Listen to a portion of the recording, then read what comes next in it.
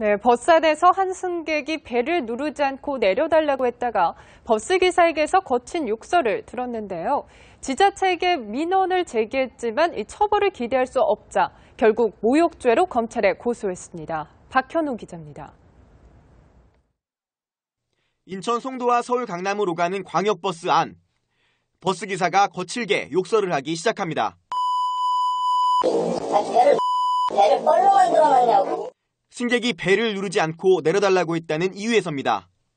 듣다 못한 다른 승객들이 말려보지만 아저씨 그만하세요. 쌍욕까지 하면 사고가 없어요 정말로. 그래도 거친 말은 계속됩니다. 휴일날 일하는 것도 짜증나 죽겠는데 벨 누르면 버스가 안 서냐고. 나 진짜 이 지하철이야 이게? 버스에 탄 승객들은 황당하고 기분이 상할 수밖에 없었습니다. 네, 쓰는데 왜 안 쓰느냐. 네네네. 그렇게 얘기했더니 이제 그때부터 이제 시작한 거죠. 그때부터 그냥 그 말밖에 안 했어요. 그분 옆에 외국 사람들도 타고 있는데 어쩌면 그렇게 소리를 지르고 그러겠지. 욕설을 들은 승객은 버스 회사 소재지인 인천시와 연수구에 민원을 제기했지만 처벌을 기대하긴 어려운 상황입니다. 버스 기사분들의 불친절에 대해서는 여객자동차법에 처벌할 수 있는 근거가 좀 많이 희박해요. 그게 좀 힘든 감이 없지 않아 있긴 합니다. 결국 이 승객은 버스 기사를 모욕죄로 처벌해달라며 검찰에 고소장을 냈습니다. 연합뉴스TV 박현우입니다. 운행 중인 버스의 기사를 폭행해 위험에 빠뜨리는 일, 정말 모든 사람의 안전을 위해서 일어나서는 안 될 일입니다만 사라지지가 않습니다. 처벌을 대폭 강화할 필요가 있지 않을까 싶습니다. CJB 황상호 기자입니다. 빠른 속도로 달리는 시외버스 안입니다. 앉으세요. 앉으시라고요, 착하게. 운전사가 운전에 방해된다며 중년 여성에게 앉으라고 크게 소리칩니다. 하지만 여성은 기사에게 다가가더니 가슴을 때리고 팔을 잡아 흔듭니다. 욕설도 멈추지 않습니다.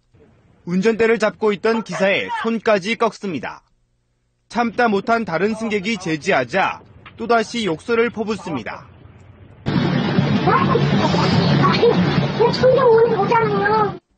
버스 안에서 난동을 부린 이 50대 여성은 술에 취한 상태였습니다. 당시 상황을 전혀 기억하지 못하고 있습니다. 갑자기 욕을 막 하면서 달려들어가지고 가슴을 한 두세 대 때리고 얼굴을 그냥 확 켜버리더라고요. 양쪽 손을 붙이고 있으니까 핸들도 맞고. 당시 버스에는 승객 13명이 타고 있었는데 2차 사고로 이어질 뻔했습니다. 지난 5월에는 경기도 고양시에서 60대 취객이 운전사를 폭행했습니다. 운전기사가 운전대를 놓치면서 버스가 표지판 기둥을 들이받아 승객 20명이 다쳤습니다. 한 해 발생하는 운전기사 폭행 사건은 전국에서 3천여 건에 이릅니다. CJB 뉴스 황상호입니다.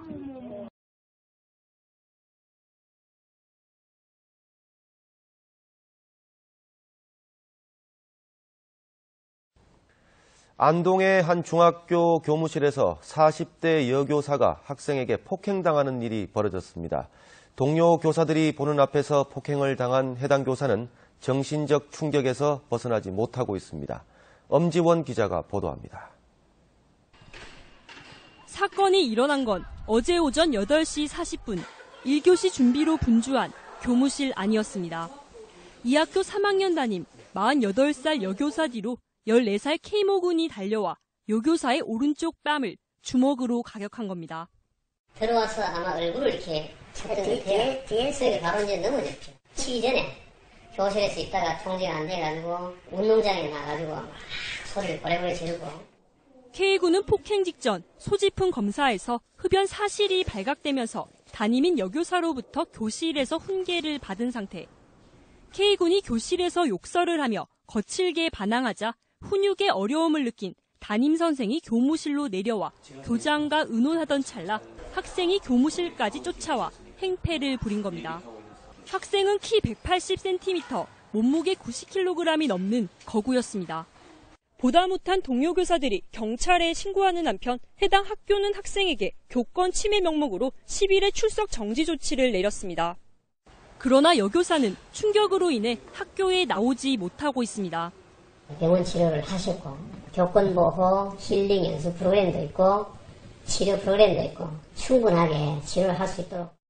최근 구미에서 고등학생이 수업을 방해하다 제지를 받자 30대 여교사를 주먹과 발로 수차례 폭행하는 등 교사 폭행과 폭언 등 교권 침해 사례는 해마다 5,000건 가까이 일어나고 있습니다. MBC 뉴스 엄지연입니다. 네, 다음 뉴스입니다. 고부 갈등을 겪어온 며느리가 시어머니를 폭행했습니다. 그런데 폭행 현장에는 며느리가 데려간 사설 경호업체 직원까지 있었던 것으로 드러났습니다. 주우진 기자입니다. 경남 창원의 한 고급 아파트 지하 주차장입니다. 34살 배모 여인과 배 씨가 고용한 경호업체 직원 2명이 차에서 내립니다. 엘리베이터를 탄 이들이 향한 곳은 다름 아닌 배 씨의 시댁이었습니다. 지난 4월 22일 아침 7시 반쯤 경호업체 직원들을 대동한 배 씨가 시어머니 54살 조모 씨를 폭행했습니다. 배 씨는 시어머니가 출입문을 열자마자 머리채를 잡고 넘어뜨린 뒤 마구 때렸습니다. 시아버지가 말려도 소용없었습니다. 시어머니에게 전치 3주 중상을 입힌 배 씨는 달아났습니다. 그냥 며느리하고 시어머니하고 형사가 경찰이란 형사. 어이없는 폭행 사건은 오랜 고부 갈등이 원인이었습니다.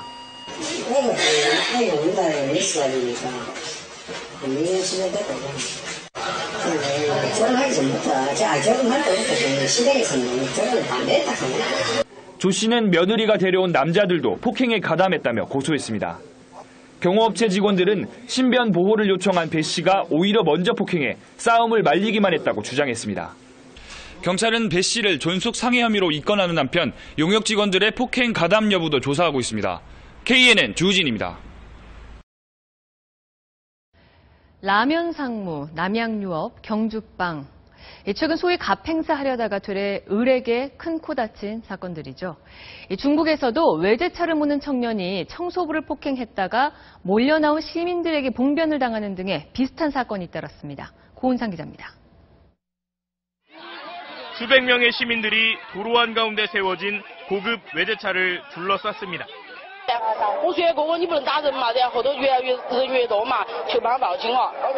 50대 청소부가 쓰레기를 치우는 과정에서 이 외제차 앞을 막아섰는데 외제차에서 내린 청년이 청소부를 때린 겁니다.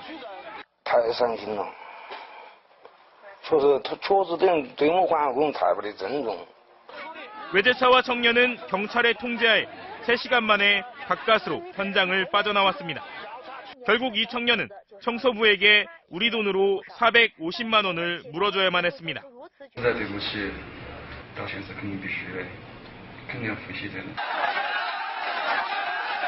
앞서 이달 초에도 고급 외제차를 몰던 음주 운전자가 택시를 들이받고 도망가자 수백 명의 택시기사들이 몰려나와 역시 외제차를 둘러싼 뒤 차를 부수고 운전자를 붙잡아 경찰에 넘겼습니다. 사회 통제가 엄격한 중국에서조차 극심한 양극화가 가져온 차별과 무시에 말 한마디 제대로 못했던 약자들의 집단 행동이 빈발하고 있습니다. MBC 뉴스 고은상입니다. 조직폭력배들이 시민을 집단 폭행했습니다.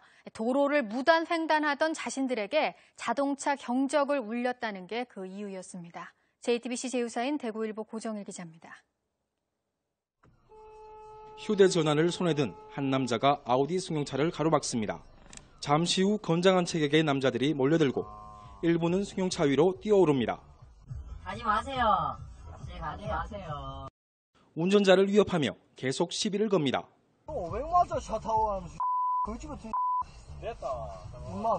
차를 다른 곳으로 옮기자 지붕 위로 다시 올라가 아예 쿵쿵 소리가 날 정도로 뜁니다. 이들은 울산과 거제 일대에서 활동하는 폭력조직 행동대원 29살 박모 씨 등 8명. 기분 나쁘게 경적을 울렸다는 게 폭행 이유였습니다. 자기 구역에 또 가지고 일반인들 자기한테 조그만 이라도 이해관계 없게 되면 집단으로 폭력과 온갖 욕들로 이런 행동을 보이고 합니다. 운전자 24살 정모 씨와 동승자가 달아나자 끝까지 쫓아가 집단 폭행했습니다. 정 씨는 코뼈가 부러지는 등 전치 8주의 부상을 입었습니다. 애들이 저 피했는데 갑자기 입간판 그거 들고 찍으려고 들고 뛰어오더라고요. 도망가고. 경찰은 박 씨 등 조직폭력배 3명에 대해 구속영장을 신청하고 나머지 5명을 불구속 입건했습니다. 대구일보 고종일입니다.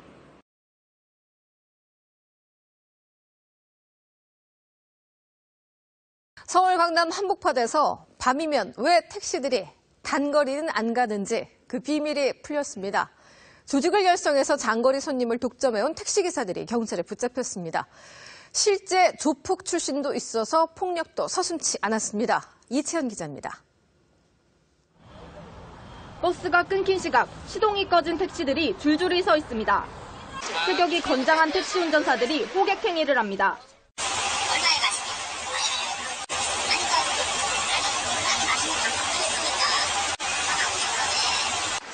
다른 택시가 도착하자 욕설을 하며 내쫓습니다. 빼주라고! 기본하냐? 전화 좀 하고. 차 빼고 해도 되잖아! 인천에서 일하시라고 인천에 서울에서 일하지 마시고 인천 차면. 이른바 조폭형 택시입니다. 경찰 조사 결과 조직폭력배 출신인 37살 신모 씨 등 택시기사 22명은 2011년부터 상조회 3개를 만들어 강남역 일대의 장거리 택시 승객을 독점해온 것으로 드러났습니다. 이들은 새벽이면 이곳에서 빈차 표시 등을 끄고 주차한 것처럼 단속을 피한 뒤 장거리 손님만 골라 태웠습니다. 이들은 회원이 아닌 택시기사들이 손님을 태우려 하면 집단 폭행을 일삼았습니다. 지금까지 확인된 피해자만 500명이 넘습니다. 단속도 소용이 없었습니다. 이들은 단속 공무원까지 폭행했습니다. 휴게피시를 알려들어요, 그냥. 역수를 잡고 팔다고 다니고, 어거치게 한 거예요, 경찰은 신 씨 등 22명을 불구속 입건하고 지자체에 이들의 자격정지를 통보할 예정입니다. TV조선 이채연입니다.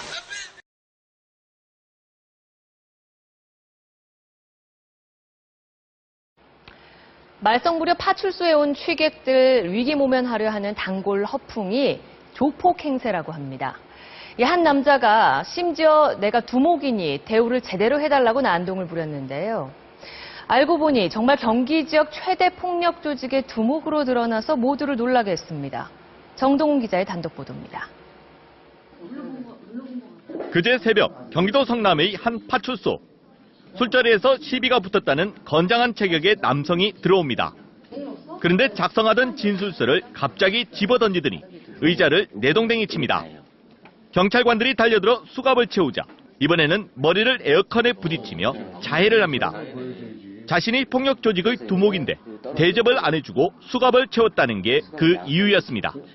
자기가 조폭이었는데 저기 항상 술 먹고도 오면 그러잖아요. 내가 조폭이고 내가 누군다고 하지만 거짓말인 줄 알았는데.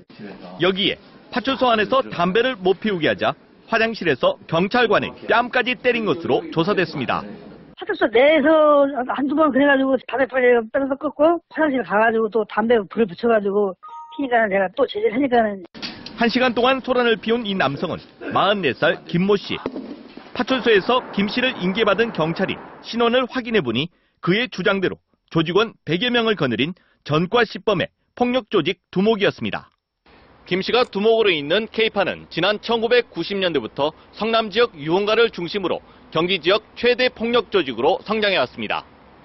술자리에서 김 씨에게 맞았다는 피해자가 처벌을 원치 않아 경찰은 공무집행 방해 혐의만 적용해 김 씨를 구속했습니다. MBC 뉴스 정동훈입니다.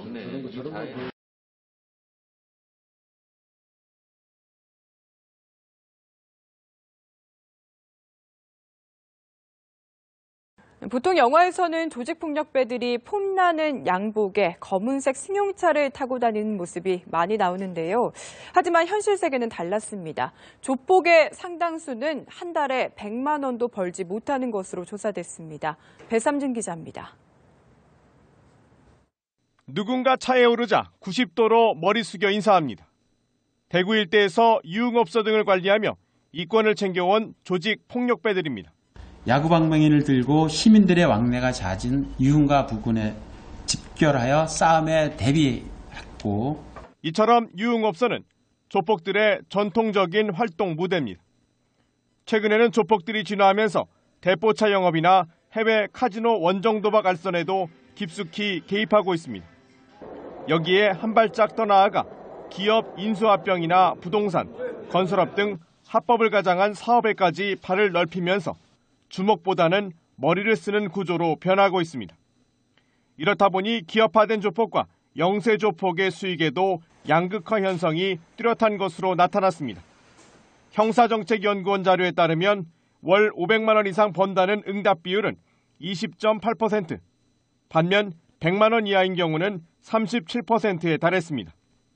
동네에서 주먹을 쓰는 조폭의 경우 선배에 심부름을 해주고 열정페이 수준의 용돈을 받고 있는 겁니다.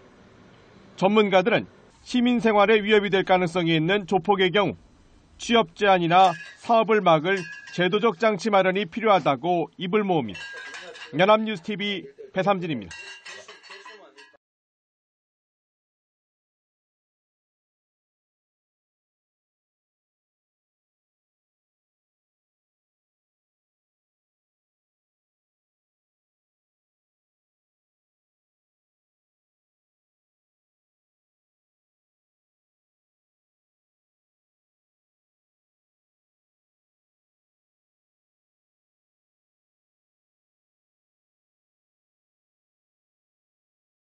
여러분 안녕하십니까? 어제 저녁 내리막을 달리던 마을버스가 아파트 담벼락을 들이받아 20여 명이 다치는 사고가 발생했습니다. 사고 직전 공포에 질린 승객들의 모습이 차량 블랙박스에 고스란히 담겼습니다. 오늘 첫 소식 김건영 기자가 보도합니다. 편도 1차선 내리막길을 마을버스가 달립니다. 속도를 줄이지 않은 채 과속 방지턱을 넘자 승객 한 명이 주의를 줍니다. 이거 왜 합니까? 앞에 방지턱이 있는데. 하지만 두 번째 방지턱이 없이 거칠게 넘자 승객들이 동요하기 시작합니다. 옆으로 부딪히죠, 옆으로. 안 세워줘요? 세 번째, 네 번째, 재차 방지턱을 넘을 때마다 승객들의 비명은 커집니다. 부딪히죠, 벽에. 벽에 잘 받아줘. 버스는 멈출 줄을 모르고 비명소리와 함께 화면이 끊깁니다. 공포의 40초, 500m 동안 이어진 버스 질주는 아파트 주차장 담벼락을 들이받고서야 끝이 났습니다. 버스 기사와 승객 등 27명이 다쳤습니다. 현재 8명이 입원 치료 중인데 다행히도 생명에 지장이 있는 사람은 없습니다. 중심을 잃고 내려오던 버스는 이곳을 먼저 들이받은 뒤 마주오던 승용차를 기차 충격하고 다시금 이 벽을 들이받고서야 멈춰섰습니다. 현재로선 70대 고령인 운전기사의 운전 부주의가 사고 원인으로 추정되고 있습니다. 과속 방지턱을 지나면서 약간의 그 중심을 잃고 당황스러워가지고 정상적인 운전이 어렵다고 합니다. 하지만 경찰은 제동장치 등 차량 부품의 결함 여부에 대해서도 국과수를 통해 면밀히 조사할 예정입니다. KNN 김건영입니다. 달리던 마을버스에서 또 불이 났습니다. 기사의 재빠른 판단과 대응으로 다행히 승객들이 미리 대피해 큰 사고는 면했지만 자칫 대형 사고로 이어질 뻔한 아찔한 순간이었습니다. 김상진 기자가 보도합니다. 도로 한쪽에 세워진 버스에서 진화 작업이 계속되고 있습니다. 좌석 창문은 깨져 있고 차체는 불에 검게 그을렸습니다. 타이어는 까맣게 탄 데다 구멍이나 바람이 다 빠졌습니다. 불이 난 마을버스의 참혹한 모습입니다. 이 좌석부터 천장까지 버스 내부는 그름을 뒤집어 쓰면서 완전히 새까맣게 변해 있습니다. 이 버스 바닥에는 이처럼 손잡이가 나뒹굴고 있습니다. 달리던 마을버스에서 불이 난 것은 오늘 오전 9시 50분쯤 부산 대저동 금호 지하차도에서입니다. 뒷바퀴 제동 장치에서부터 불이 시작된 것으로 추정됩니다.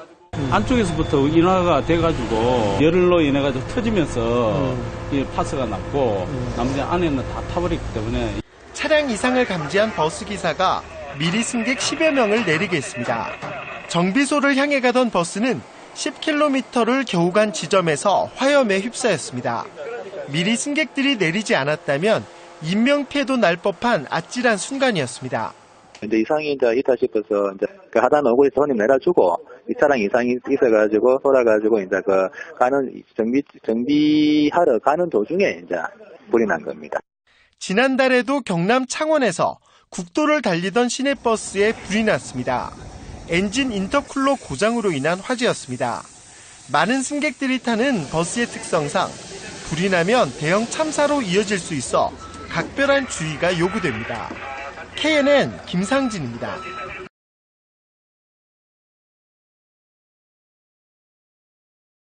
어제 저녁 부산의 한 도로에서 트럭과 시내버스가 충돌해 승객 등 12명이 다쳤습니다. 천안의 한 철물점에서 불이 났고 또 서울 주택가에는 멧돼지가 출현하기도 했습니다. 밤사이 사건 사고 한현희 기자입니다.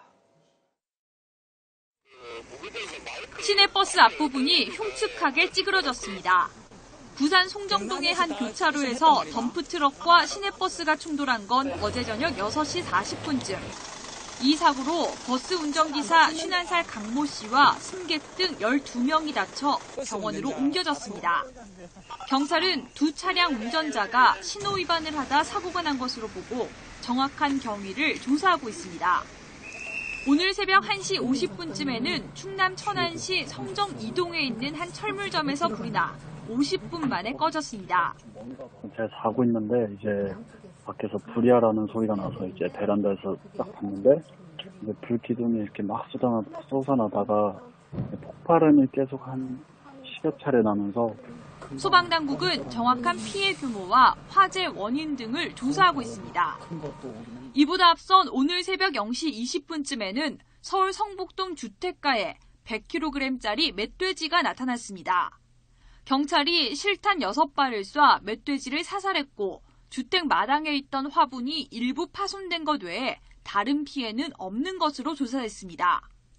어제 오후 4시 10분쯤에는 경기 구리시 교분동 한양대학교 병원 지하 2층 변전실에서 이산화탄소 가스가 누출돼 6명이 치료를 받았습니다. 지하층 계단을 못 들어가게 하고 주차장 쪽에서도 재건축까지 해가지고 진입을 이렇게 쪽으로 못 들어오게 하고 조치를 했었죠. 경찰과 소방당국은 변전실 안에 있는 소방시설이 고장나 사고가 난 것으로 보고 정확한 원인을 조사하고 있습니다. YTN 한현입니다. 오늘 오전에 경기도 성남시 탄천 위 다리에서 시내버스가 난간을 들이받고 하천변 공원으로 추락했습니다. 차고지를 막 나선 뒤여서 다행히 승객이 타고 있지는 않았습니다. 사건 사고 소식 노동규 기자입니다. 시내버스가 하천변 잔디밭에 찌그러진 채 떨어져 있습니다. 오늘 오전 9시 반쯤 경기 성남시 분당구 탄천위 다리를 지나다 5m 아래로 추락한 겁니다. 난간을 들이받은 버스는 그대로 교각 아래에 떨어졌습니다. 이 사고 장소는 휴일을 맞은 시민들이 여가를 즐기러 나오는 공원이라 하마터면 커다란 인명피해로 이어질 뻔했습니다. 차고지를 막 나선 버스라 다행히 타고 있던 승객은 없었지만 운전기사 56살 김모 씨가 온몸에 타박상을 입고 병원 치료를 받고 있습니다. 경찰은 김 씨의 운전 미숙으로 사고가 난 걸로 보고 있습니다. 해양경비안전서 단속대원들이 빠른 속도로 중국어선에 다가갑니다. 정상명령 실시! 이딴 정지명령에도 어선이 계속 달아나자 마침내 배를 장악합니다. 그때의 진행 성공! 중국어선엔 우리 해역에서 멋대로 잡은 펄펄한 꽃게가 가득합니다. 해경은 서해 북방 한계선을 침범해 꽃게를 불법 포획한 혐의로 중국어선 2척을 납포하고 선원 12명을 붙잡아 조사하고 있습니다. 열차 안에 흰 소화기 분말이 가득합니다. 오늘 오전 8시 45분쯤 40살 임모 씨가 분당선 열차 안에서 승객 수십 명을 향해 소화기를 뿌렸습니다. 이 소동으로 열차 운행이 15분간 중단됐고 승객들에게 제압된 임 씨는 경찰에 입건됐습니다. SB의 노동규입니다.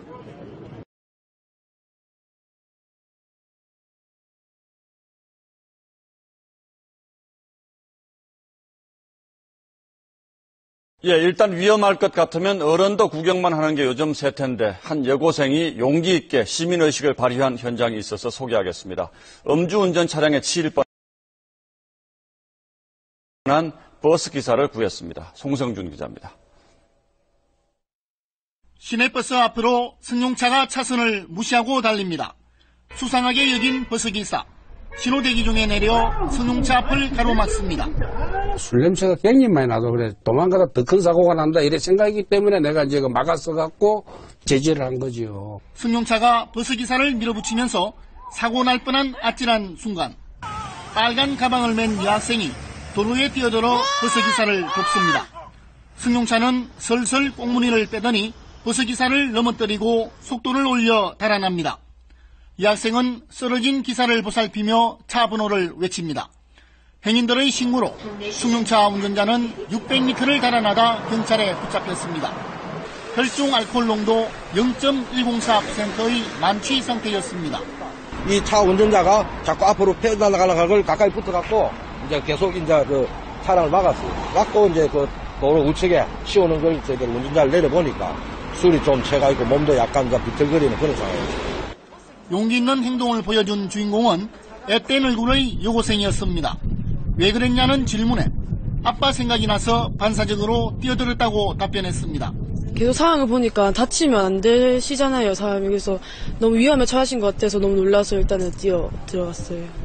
가게에 보태려고 아르바이트를 마치고 귀가하던 중이었다는 사연이 더해지면서 네티즌들의 칭찬이 이어졌습니다. SBS 송승준입니다.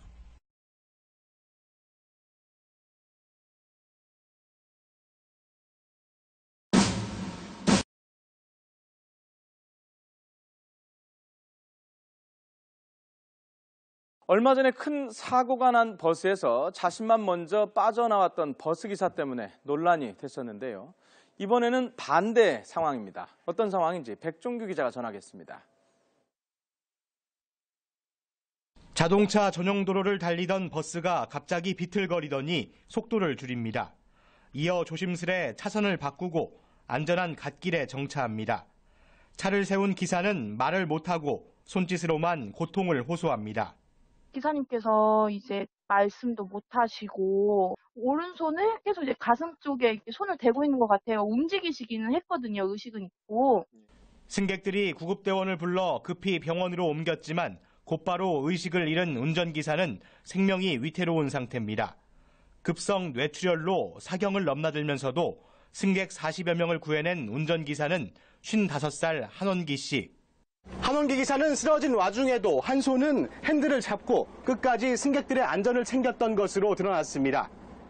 본인의 생명이 위태로운데도 정확한 판단으로 승객의 안전을 챙긴 한 씨가 승객들은 고맙기만 합니다. 그 기사님한테 너무 감사한 거예요. 그 와중에 갓길에 세워서 사실 그 승객들이 거의 다 꽉 차 있는 상태였는데 좀 잘못된 판단이었으면 사실 좀 큰 사고로 이어질 뻔한 사고여가지고. 평소 굳은 일을 도맡아 하던 한 씨에게 생긴 불행이 동료들은 믿기지 않습니다. 우리 전 직원들, 우리 운전기사 대변해서 빨리빨리 툴툴 일어나서 건강을 찾았으면 바랍니다. 한 씨가 깨어나기 어렵다는 의료진의 설명에 가족들은 남을 먼저 살핀 본인의 뜻을 받들어 장기 기증을 할 의사를 밝혔습니다. 조카들도 결혼식을 내년에 해야 되는데 이제 손 잡아주기로 했는데 그런 모습을 보니까 좀 가슴이 많이 아픕니다. YTN 백종규입니다. 급성 뇌출혈로 쓰러지면서도 버스를 갓길에 안전하게 정차시킨 버스기사가 있습니다. 사경을 넘나들면서도 마지막까지 승객들의 안전을 챙겼는데요. 백종규 기자의 보도입니다. 자동차 전용 도로를 달리던 버스가 갑자기 비틀거리더니 속도를 줄입니다. 이어 조심스레 차선을 바꾸고 안전한 갓길에 정차합니다. 차를 세운 기사는 말을 못하고 손짓으로만 고통을 호소합니다. 기사님께서 이제 말씀도 못 하시고 오른손을 계속 이제 가슴 쪽에 이렇게 손을 대고 있는 것 같아요. 움직이시기는 했거든요. 의식은 있고. 승객들이 구급대원을 불러 급히 병원으로 옮겼지만 곧바로 의식을 잃은 운전기사는 생명이 위태로운 상태입니다. 급성 뇌출혈로 사경을 넘나들면서도 승객 40여 명을 구해낸 운전기사는 55살 한원기 씨. 한원기 기사는 쓰러진 와중에도 한 손은 핸들을 잡고 끝까지 승객들의 안전을 챙겼던 것으로 드러났습니다. 본인의 생명이 위태로운데도 정확한 판단으로 승객의 안전을 챙긴 한 씨가 승객들은 고맙기만 합니다. 그 기사님한테 너무 감사한 거예요. 그 와중에 갓길에 세워서 사실 그 승객들이 거의 다 꽉 차 있는 상태였는데 좀 잘못된 판단이었으면 사실 좀 큰 사고로 이어질 뻔한 사고여가지고. 평소 굳은 일을 도맡아 하던 한 씨에게 생긴 불행이 동료들은 믿기지 않습니다. 우리 전 직원들, 우리 운전기사 대변해서 빨리빨리 툴툴 일어나서 건강을 찾았으면 바랍니다. 한 씨가 깨어나기 어렵다는 의료진의 설명에 가족들은 남을 먼저 살핀 본인의 뜻을 받들어 장기 기증을 할 의사를 밝혔습니다. 조카들도 결혼식을 내년에 해야 되는데 이제 손 잡아주기로 했는데 그런 모습을 보니까 좀 가슴이 많이 아픕니다. YTN 백종규입니다. 미국의 뉴욕타임즈가 한 중국 운전기사의 행동에 빗대서 우리나라 세월호 승무원들과 대조되는 좋은 사례라고 보도했습니다. 어떤 얘기인지 안소영 기자가 전해드리겠습니다. 앙상한 뼈대만 남은 버스에서 다친 승객들이 응급차로 옮겨집니다. 중국 스촨에서 다리를 건너던 버스 한 대가 갑자기 폭발해 불길에 휩싸인 것입니다. 사고 직후 버스기사 샤오쿤밍 씨는 시동을 끄고 가스 밸브를 잠가 추가 폭발을 막았습니다. 그래도 불길이 잡히지 않자 안전망치로 유리창을 깨고 승객들을 탈출시켰습니다. 유독가스가 가득 찬 버스에서 마지막 승객의 탈출을 확인하고서야 버스를 떠났습니다. 버스기사는 자신의 몸과 머리에 심한 화상을 입은 것도 잊었습니다. 하지만 용감하고 침착하게 대처한 덕분에 승객들 모두를 살려낼 수 있었습니다. 뉴욕타임스는 사고버스 CCTV에 찍힌 운전기사 행동은 대형 사고 발생 시 승무원의 책임에 대해 국제적 조명을 받고 있다고 전했습니다. 그러면서 승객을 버리고 가장 먼저 탈출한 세월호 승무원과 대조를 이룬다고 보도했습니다. 속옷 차림으로 뒤도 한번 돌아보지 않고 가장 먼저 구조정에 올라탄 세월호 선장의 부끄러운 모습이 다시 한번 떠오릅니다. YTN 안소영입니다.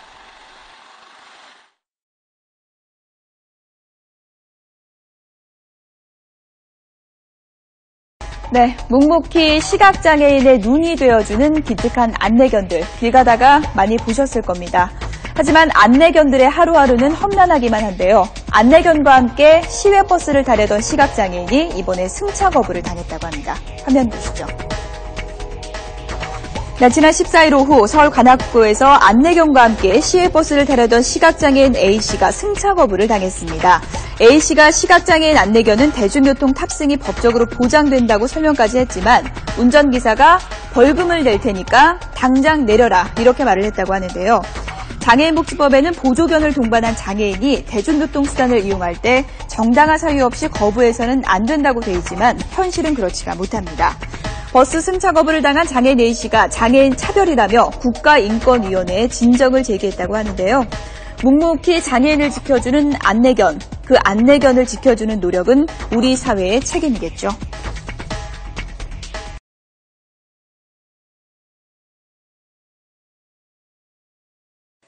승객에게 폭언을 하고 승차를 거부한 버스기사가 해고됐습니다. 해고당한 기사는 버스에서 다친 승객이 합의금을 받아놓고 멀쩡히 승차에 화가 나서 그랬다며 해고는 지나치다며 소송을 냈는데요.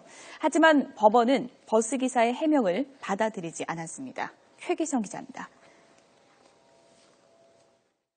지난해 6월 한 여성 승객의 승차를 거부하며 폭언까지 한 버스기사 A씨. 해당 여성은 한 달 전 A씨의 버스에서 내리다 뒷문에 발목을 다쳐 100만 원에 합의했습니다. 당시 A씨는 무사고 경력을 유지할 생각에 전국 버스운송 사업연합회 공제조합을 거치지 않고 규정을 어긴 채 개인 합의를 받습니다. 이후에도 A씨는 버스 안에서 넘어진 80대 노인과 개인 합의를 본 것이 적발돼 결국 해고됐습니다. 회사의 해고 조치에 불복해 결국 소송까지 가게 된 A씨. A씨는 여성 승객이 합의금을 받은 뒤 멀쩡하게 버스를 타자 화가 나 폭언했다며 해고 조치는 지나치다고 주장했습니다. 하지만 법원은 A씨의 해명을 받아들이지 않았고 회사의 해고 조치가 적법하다고 판단했습니다. 재판부는 A씨가 안전을 책임져야 하는데도 오히려 승객에게 폭언하는 등 불안감을 주는 행위를 했다고 지적했습니다. 또 회사 규칙에 따르면 승객과 개인 합의를 봐 사고를 이미 처리하는 것은 해고 사유로 정해져 있다며 해고 조치는 적법하다고 밝혔습니다.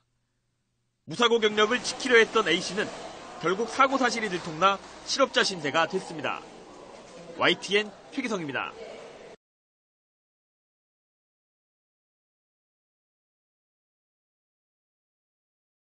버스 준공영제 이후 대구시가 해마다 수십억 원을 들여 기사들 식비도 지원하고 있습니다. 그런데 돈만 주고 관리 감독을 제대로 하지 않아서 아까운 세금이 낭비되고 있다는 지적입니다. 계속해서 윤영균 기자가 보도합니다. 지난주 촬영한 한 버스기사 식당의 메뉴. 김치와 채소 반찬 2~3개에 국이 전부입니다. 점심은 달랑 국수 한 그릇. 하루에 8시간 이상씩 일해야 하는 기사들은 식사의 질이 부실하다고 불만입니다.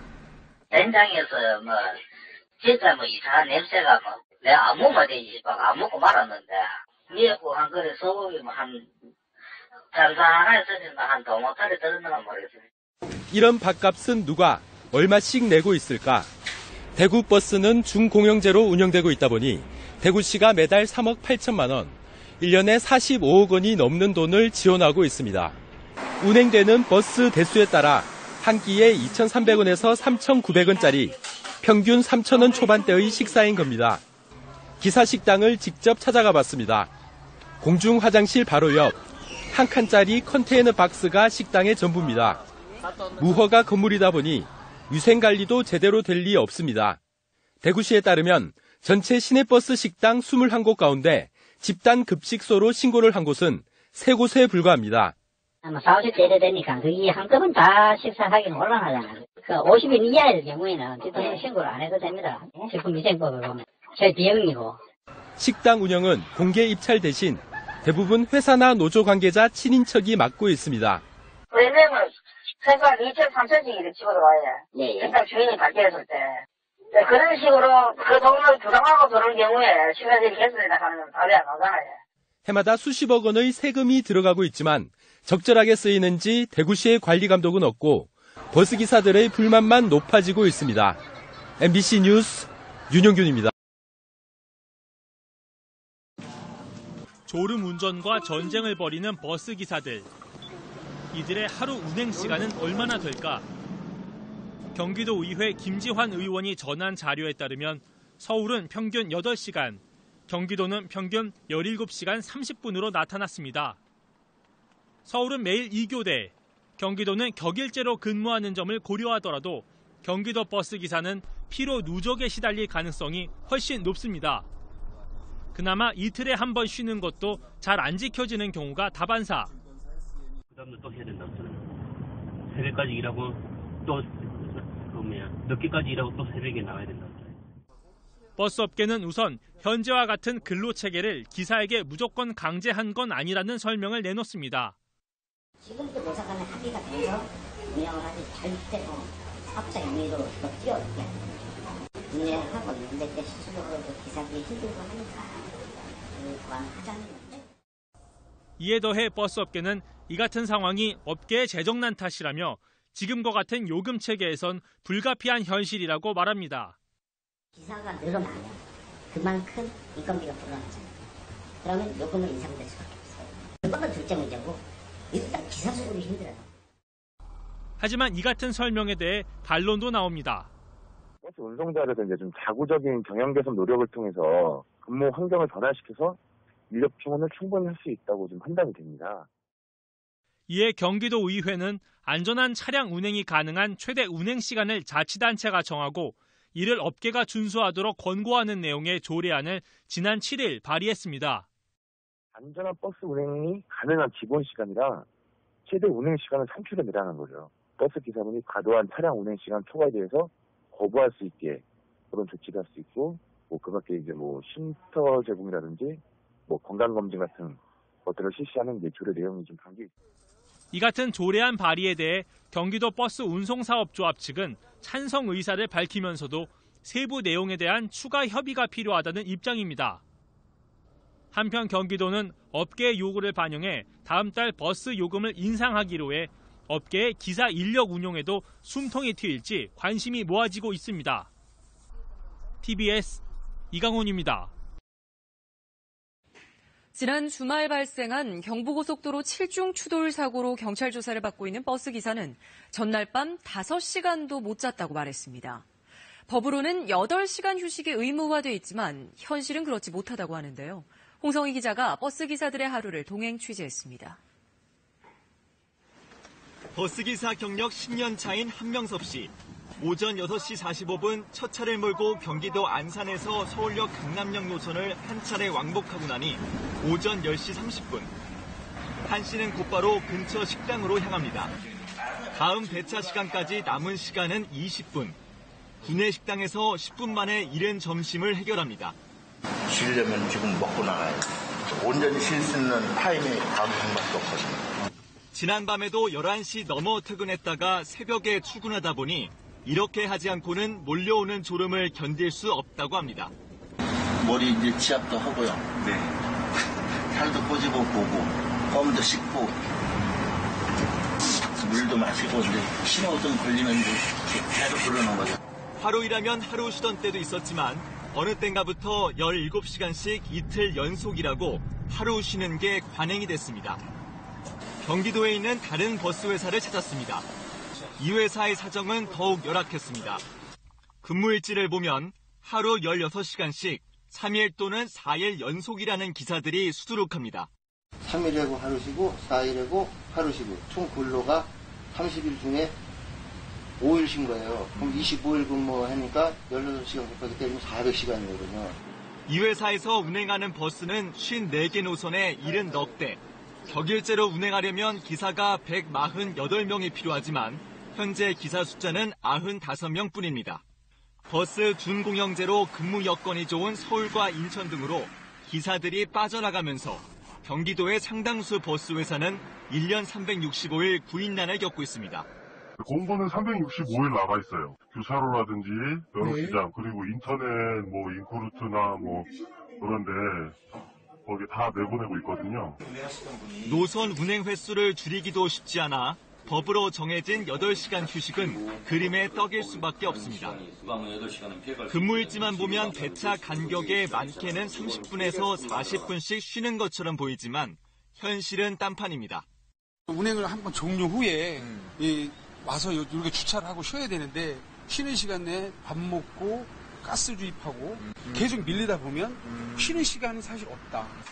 부분 기사 휴게실은 틈을 내 쪽잠을 청하는 기사들로 늘 만원입니다. 한 4명은 땡이니까. 이러다 보니 며칠 전 경부고속도로 추돌 사고는 남의 일 같지 않습니다. 그냥 돈 두고 사는 거죠. 여기 다 경험합니다. 그런 거는. 아무 생각 없이 이렇게 막 갈 때 있잖아요. 그런 현상이죠.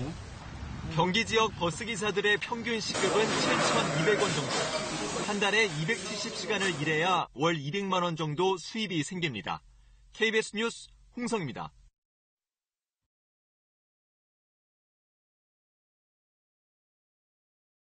진실의 방으로 상큼하게 터져볼래? 릴레이드 스파클링.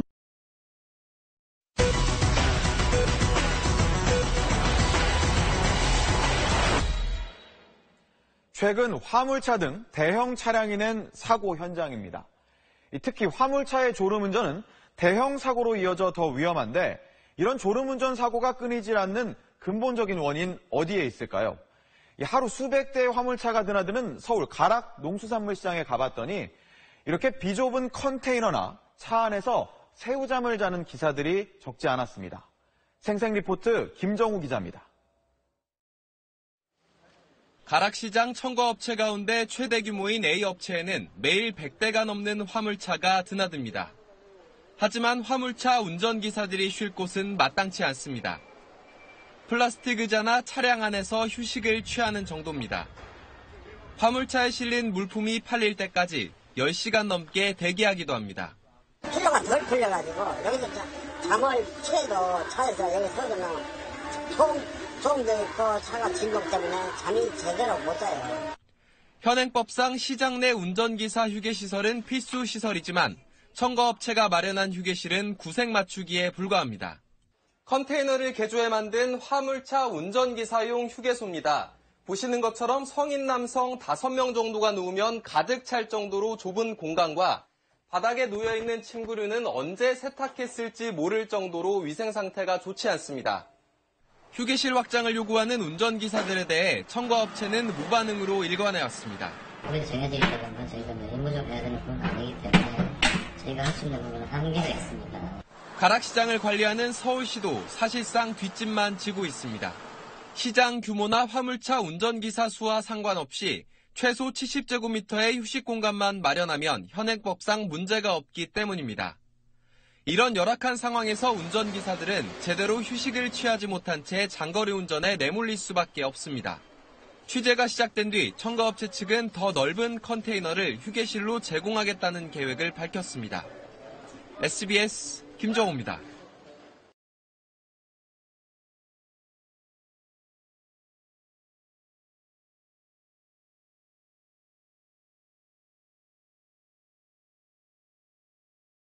네, 고속도로 진입로에서 무리하게 차선을 바꾸는 버스 운전자들로 당황하신 적 있으신지요? 경찰이 특별 단속에 나서 운전자들을 불구속 입건했는데 버스 운전사들은 억울함을 토로하고 있습니다. 신세롬 기자입니다. 경부고속도로 하행선 잠원하에 있습니다. 서울을 떠나는 고속버스들이 차례차례 도로에 진입합니다.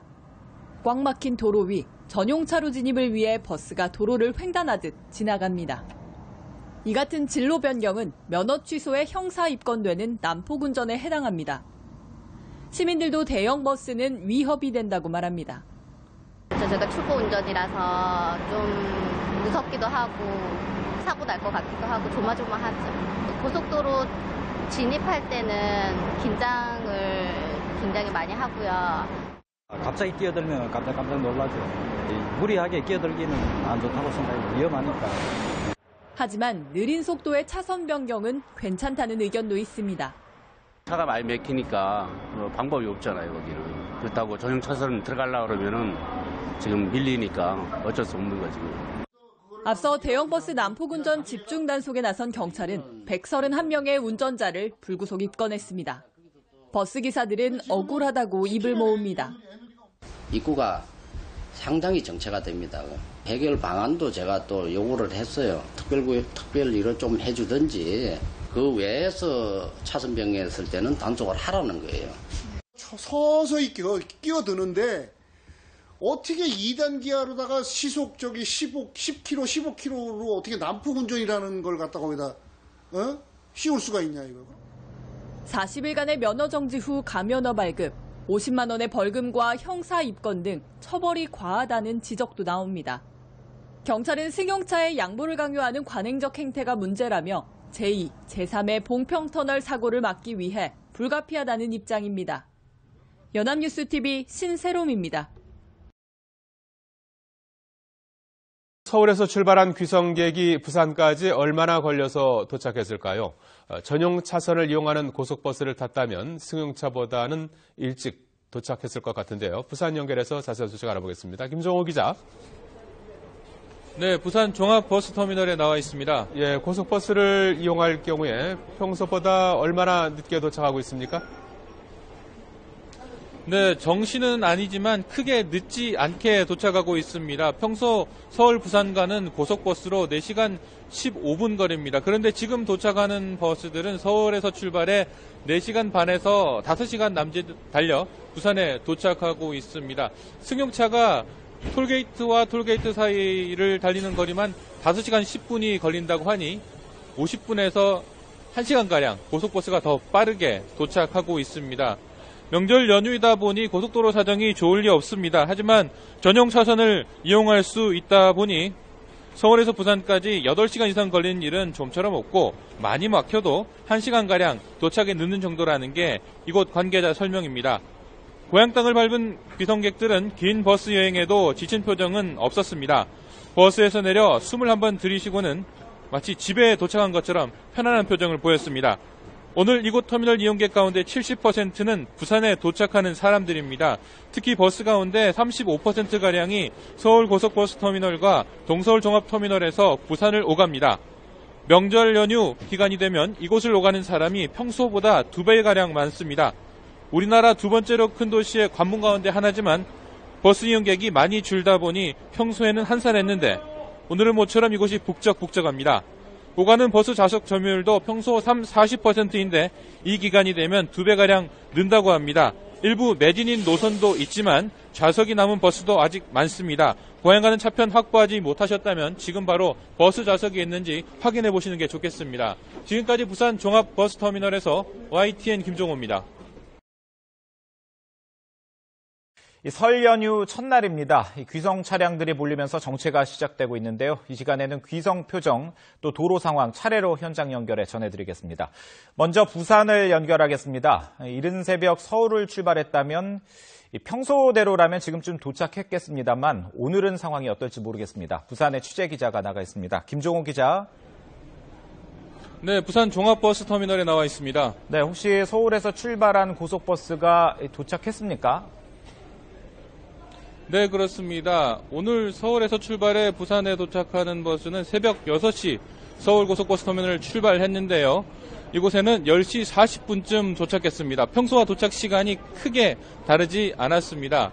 그에 앞서 10시 20분쯤에는 강원도 원주에서 출발한 버스도 이곳에 도착했는데요. 운전자는 평소와 도로 사정이 크게 다르지 않았다고 설명했습니다. 일찍 출발한 만큼 연휴 효과를 덜 본 셈입니다. 고향 땅을 밟은 귀성객들은 긴 버스 여행에도 지친 표정이 없었습니다. 버스에서 내려 숨을 한번 들이쉬는 것만으로도 마치 집에 도착한 것처럼 편안해 보였습니다. 귀성길에는 이곳 터미널 이용 승객 가운데 70%가 다른 지역에서 부산을 찾는 사람들입니다. 특히 버스 가운데 35%가량이 서울고속버스 터미널과 동서울 종합터미널에서 부산을 오갑니다.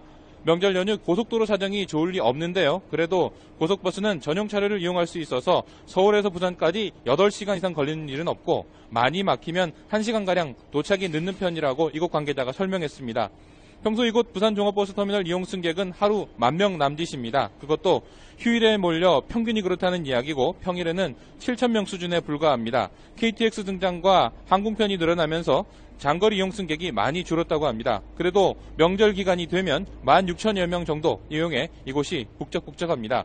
평소 808차례 출발하는 버스가 이 기간에는 120여 차례 더 편성됩니다. 버스가 모자라기 때문에 보통 45인승 관광버스가 노선에 더 투입된다고 합니다. 평소 좌석 점유율이 30에서 40%인데 이 기간이 되면 2배가량 는다고 합니다. 그래도 좌석에는 어느 정도 여유가 있으니 고향 가는 차편을 확보하지 못하셨다면 지금 바로 버스편을 확인해 보시는 게 좋겠습니다. 지금까지 부산 종합버스터미널에서 YTN 김종호입니다.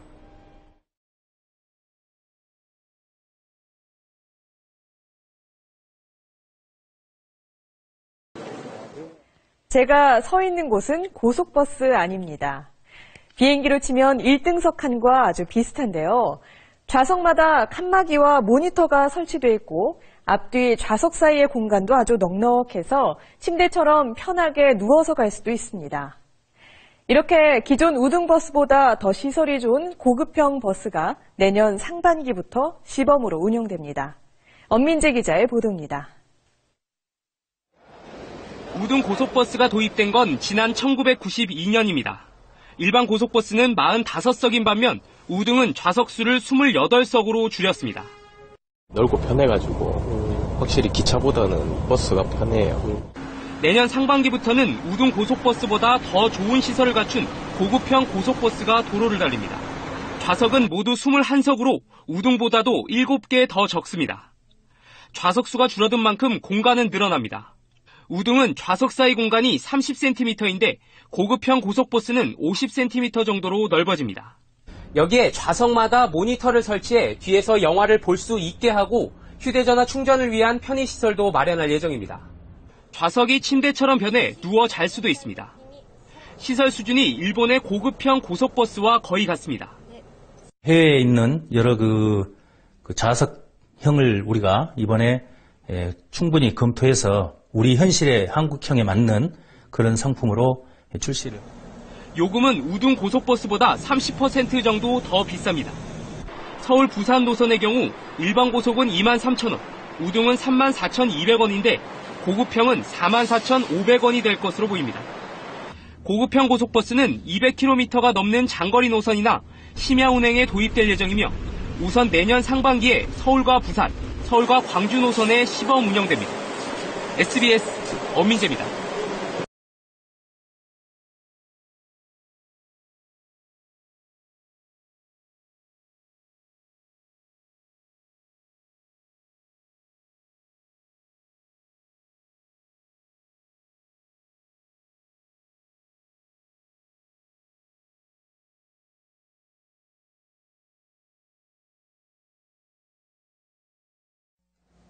여러분 안녕하십니까? 전북권 뉴스입니다. 국내 교통의 오지로 흔히 공항 없는 전북을 꼽는데요. 이런 도내에서도 또 교통 오지가 있습니다. 바로 무주가 그렇습니다. 도청 소재지 전주와 심리적 거리까지 멀어져 경제권 유출 등 부작용이 심각합니다. 그 속사정을 먼저 김하연 기자가 보도합니다. 네, 버스 안에서 한 승객이 배를